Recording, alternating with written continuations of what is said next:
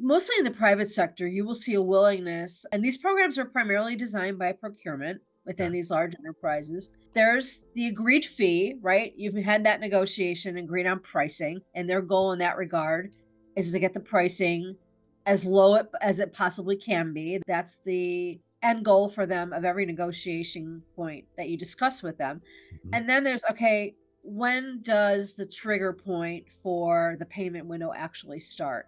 And what you'll see in master service agreements from big brands is our payment terms are 60 days, which start after we approve your invoice. They're then conspicuously silent on how long does it take to approve our invoice. Are it days after we send it to you?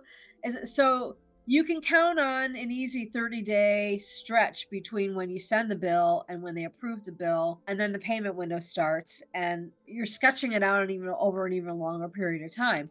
So that's one thing to think about. And then you've got other enterprises who will not only do that, but also say, if you're willing to, shave X percentage off of the price, we can accelerate our terms to maybe 15 to 30 days from approval of the invoice. And maybe you'll get them to agree that the approval process won't take longer than X days.